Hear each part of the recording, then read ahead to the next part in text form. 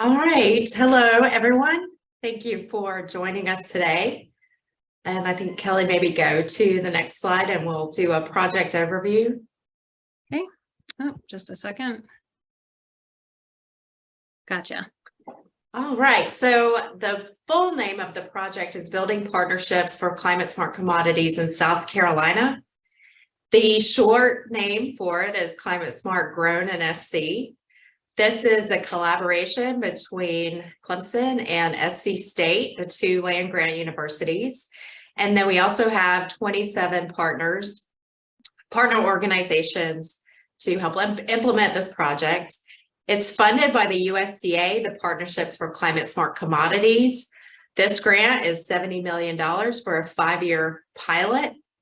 And we'll be engaging underserved producers. We have a target of at least 50% of our enrolled participants will be representing underserved farms across the state, and then leverage greenhouse gas benefits of the climate smart commodity production. The overall project goal is to increase the acreage and the number of farms using climate smart practices in South Carolina. And we have 4 commodities for this pilot project: peanut, leafy greens, forages for beef cattle, and forest products. All right, next slide, please. So we have the project coordination team with our principal investigator is Paula.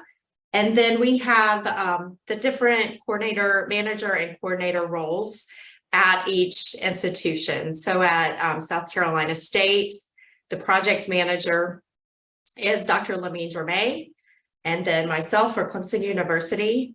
They are still working on the incentives coordinator role. Ours will be Tammy Morton. We also have an outreach coordinator. We are currently have that an open position if you know anyone who may be interested in the outreach role. And at SC State, it's Maurice Mitchell. Let's see. We have a comment about the presentation as a small screen. For that, you may need to tell Zoom to show your each of the speakers and everybody that's on there. Sometimes you have to tell it that you want to see that off to the side, or maybe maximize your Zoom window. Sometimes that helps with sharing the screen. All right, so continuing on, we have a market development coordinator, Gracie Heron. Primarily that component is at Clemson.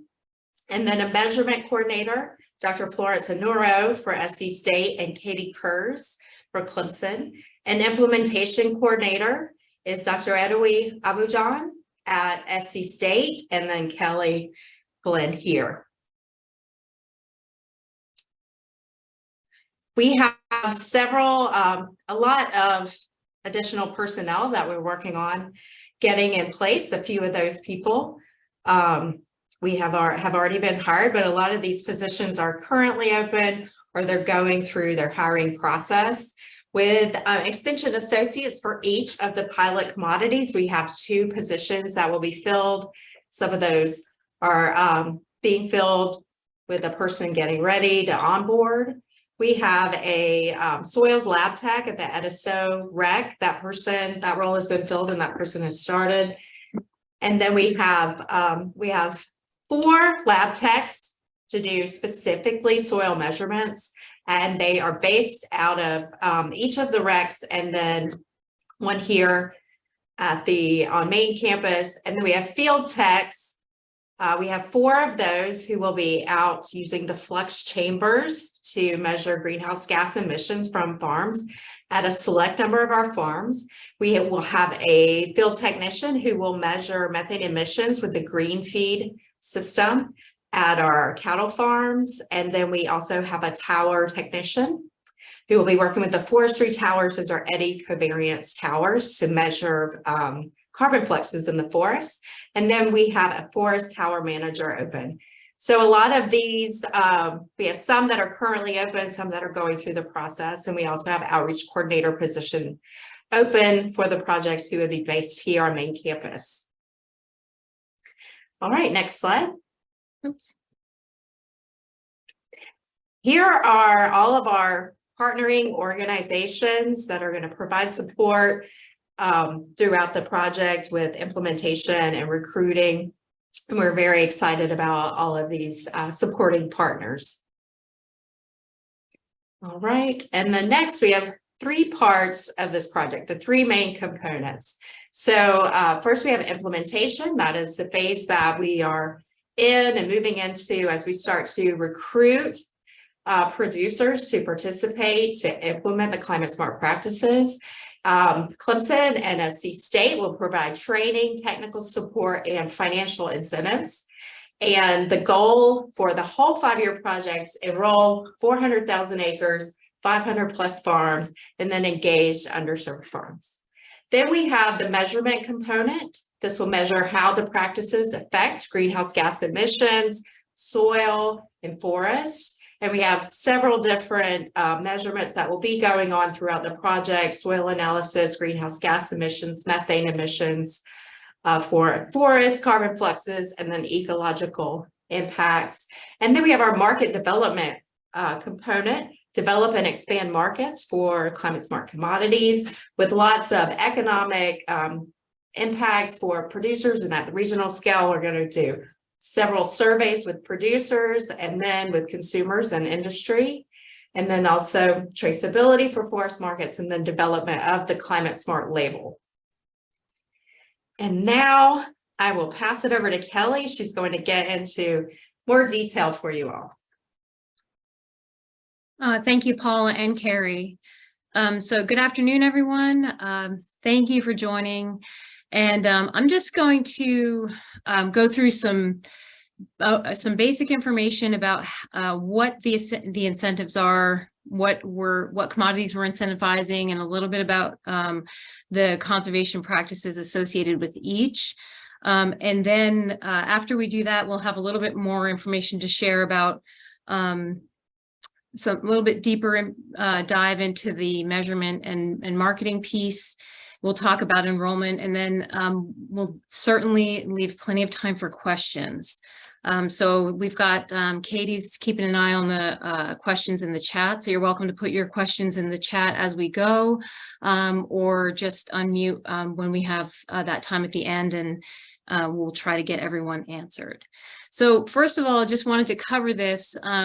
This is kind of a new term for some folks. So what is a climate smart commodity? Well, for the purposes of this project, it's an agricultural commodity that's produced using agricultural practices to reduce greenhouse gas emissions or sequester carbon. So while this is kind of a new term, this is very, very similar to conservation farming. So many of you are already familiar with a lot of the conservation farming practices, so you can associate those two things in your mind. As Carrie mentioned, we have a project goal to increase the acreage and number of farms using climate smart practices in South Carolina. We're incentivizing for the pilot project 4 different commodity areas: peanuts, leafy greens, forages for beef cattle, and forest products. So I'm just going to go through each one of those commodities very briefly to give you an overview of what the program looks for each of them. So for peanuts, we're incentivizing 2 practices: cover cropping and reduced residue and tillage management. The incentive, so for each of these commodities, there's going to be practices that are going to be incentivized at different rates.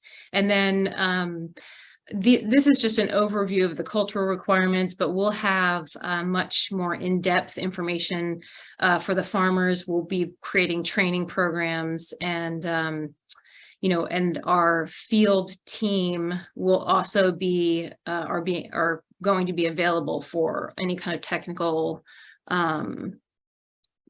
advice that's necessary. So cover cropping for peanuts is incentivized at $100 an acre. Residue and tillage management is incentivized at $50 an acre. And of course, implementing cover crops, most people know what that is. So covering bare land, select, single or multi-species cover crops, and implement those within the peanut system.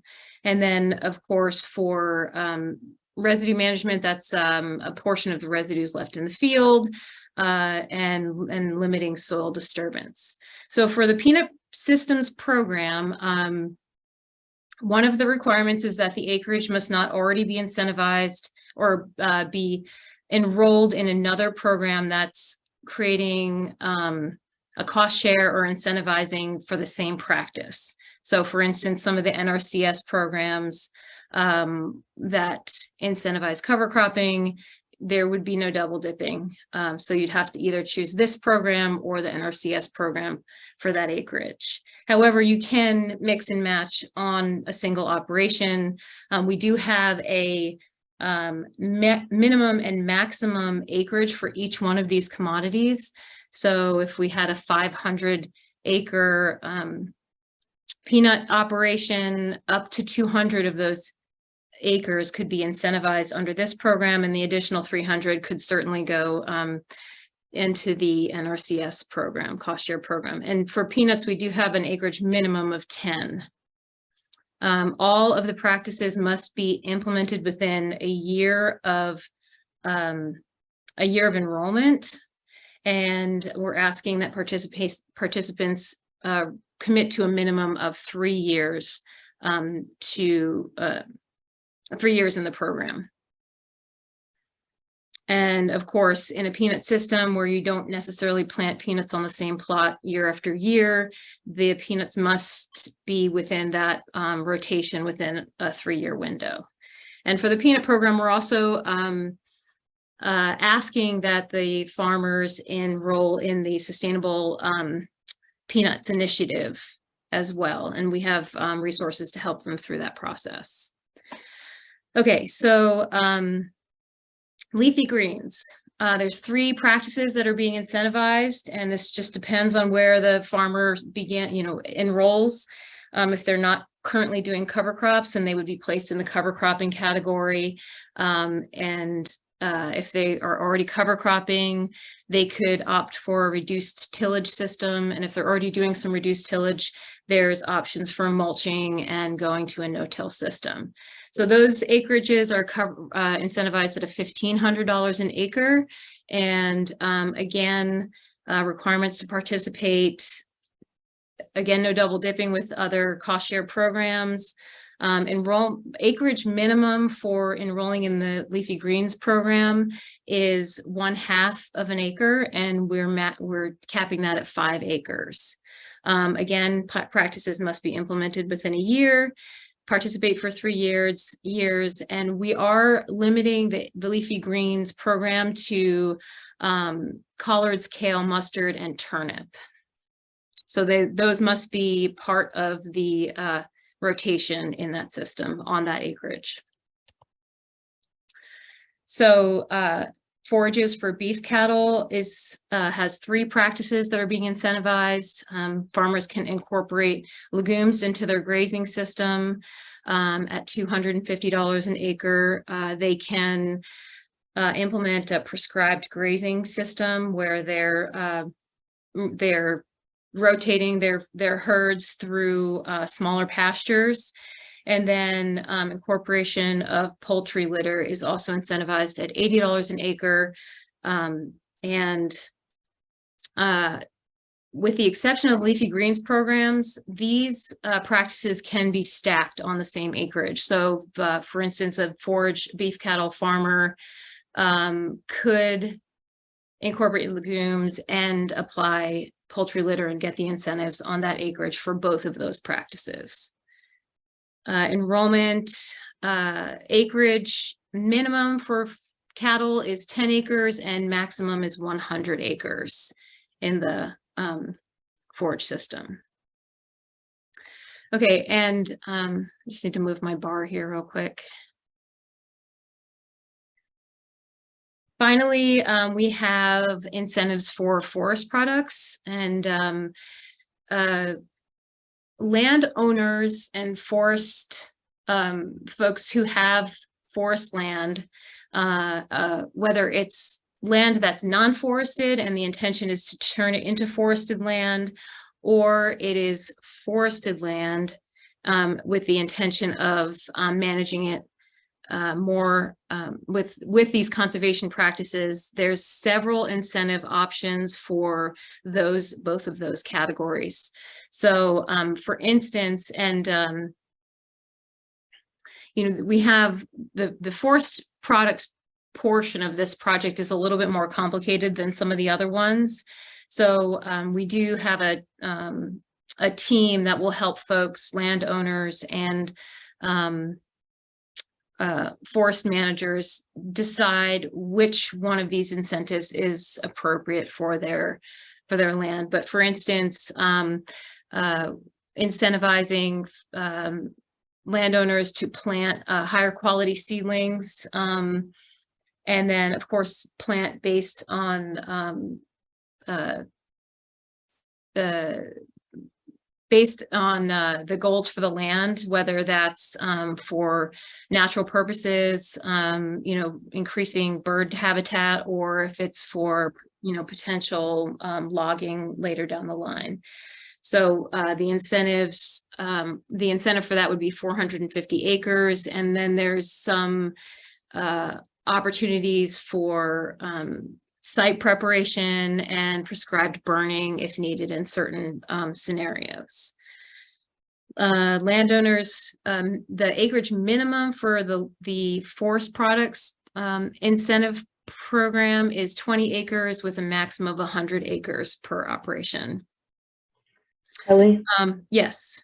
We have a question in the chat. What do you refer to incorporation? Is that adding to the system or tilling into the soil? This is from William Smith. If you want to clarify your question, you can as well.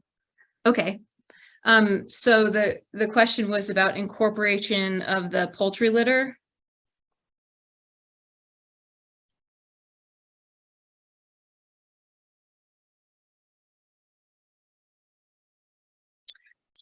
Katie, I'm going to let you keep an eye on the chat for that, and we'll revisit that question in the Q&A section.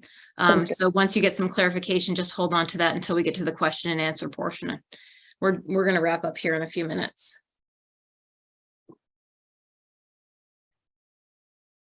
Oops. Okay, so again, here's an idea of some of the incentives for improvement of forest land. Thinning is an option, select harvesting, creating not harvesting, holding off on harvesting of trees, establishment, so planting higher quality seedlings. All can be incentivized under this program. And again, there's, prescribed burning and then herbaceous weed treatment as an option if needed under, under this portion of the program. Again, minimum acreage is of 20 and up to 100 acres. Okay, I'm going to skip this slide because didn't quite get that far, but Carrie had mentioned that we do have pretty ambitious acreage totals, targets for total acreage for the program overall. And, that could look like over, potentially over 500 participating operations. So with that, I'm going to let Carrie talk a little bit more about the measurement and marketing piece, and then we'll talk about enrollment and answer some questions. Sure. Well, I have the numbers didn't make it into that table, but I do have those there to give everyone an idea of how many acres we are hoping to enroll. So you saw that there were minimum and maximum enrollment for the commodities. For peanut, we have 7,400 acres per practice, but they can stack those, so there will be some overlap. And those are split 5,000 acres per practice for Clemson and 2,400 for SC State. And we are thinking that will be, it really depends on who signs up, who's selected and implements, that will fill up those total target acreage for the year one, and how many of those. But we hope to have a really good representation really good representative group of farms, and at different sizes and across the region where peanut is grown. And so we're thinking it's probably going to be about 130 operations, kind of split with about 2/3 of those working with Clemson and another third working with SC State. For leafy greens, each practice has a different target acres. For Clemson, we are aiming for 125 acres for each of our practices. And SC State has 240 acres for cover crops, 125 for reduced tillage, and 75 acres for mulching. And remember, these are generally smaller parcels, with the minimum being a half acre up to 5 acres. So it's going to be probably a lot of small parcels dedicated to the project. So we're thinking it's going to be maybe 175, 150, 175 operations across, with those kind of evenly split between Clemson and SC State. For forages for beef cattle, there's 2,300 acres per practice. Most of those are Clemson. We have 2,000 acres, and SC State has a target of 300 acres for their beef cattle. So we're thinking maybe overall 50 to 60 operations, with about 40 of those Clemson, and then a smaller number with SC State. And then for forest, the target for the restoration of non-forest lands is 360 acres, and then 500 acres for improvement and maintenance of forest lands. And these are going to be a little more tailored combination of practices on those, and a smaller selective group working with our partners. So it'll probably maybe be 10 to 20 properties that we're working with for those. All right, so we're gonna go right into the measurement component of the project. And this is where our SC State and Clemson researchers will be collecting data at the farms and on the forest lands. So we have baseline soil profiles at every enrolled property. And so our field technicians, our postdocs, and graduate students will be out there taking soil samples, bringing them back to the lab to be analyzed for all sorts of things to give a nice profile before implementation. Soil health assessment, soil microorganism activity, and all of those are with our postdocs, grad students, and technicians, really getting in there and looking at all these different soil properties. And then we have the flux chambers, which will be deployed by our field techs at 10% of the farms. We have researchers at both institutions that will be working with the flux chambers, and they will measure greenhouse gas emissions from the soil over time throughout the project to be able to measure how the practices are affecting those greenhouse gas emissions. We also have 16 farms that we will deploy a green feed system, which is measures the methane emissions from the cattle, so we can measure and compare how methane emissions are affected by each of the practices, soil nutrient accumulation, and then forage plant nutritive value. With the forests, there will be some 4 towers deployed to measure forest ecosystem carbon fluxes. And then we also have studies that we will, with our forest team, to measure pollinator diversity, bird diversity, and forest pests and pathogens with the different practices implemented on those properties. And then we are going to ask each of our participating operations to enter their data into COMMOD Farm, this planner, so we can estimate how the different commodity, the practice implemented, and where it is. We can do our estimates of the greenhouse gas emissions along the way, and also share that resource for all of our participating operations. And the next slide.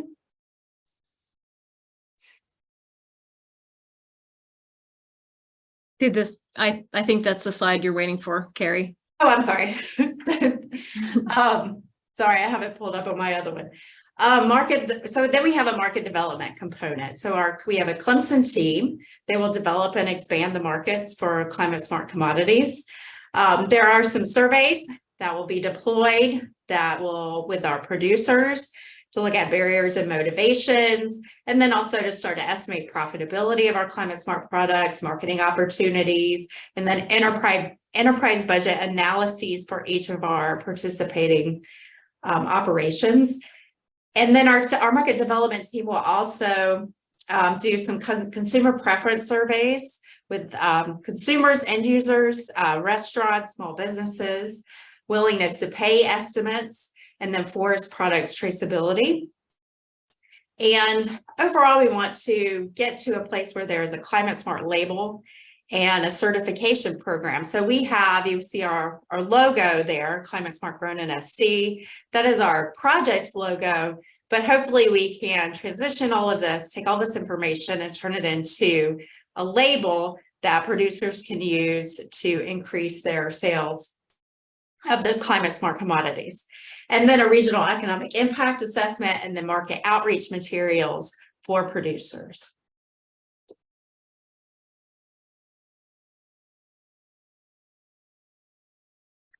Okay, thank you, Carrie. So hopefully that gives you a little bit of an overview of what the project is and what it's intended to do. And I'm just going to talk for a minute about how are we managing this? How are we going to enroll all of these potential participants? So we've created an interest form online, and due to the sheer number of people that we're dealing with, every single one of our participants will be filtered down through this participant interest form. So we're available for answering questions, doing one-on-one consultation with folks who are interested and want to know more.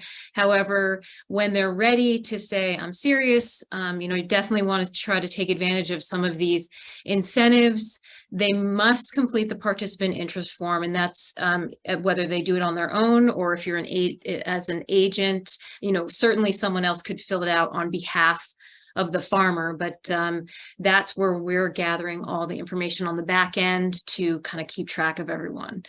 And once we receive that information, we have selection committees, and the selection is going to be based on a lot of different factors, with the ultimate goal of enrolling as many people who are interested in participating as possible, hopefully everyone, but we'll just have to see how that all plays out. There could be some logistics like location of farm, or, certainly acreage minimums are going to, play a role in that as well.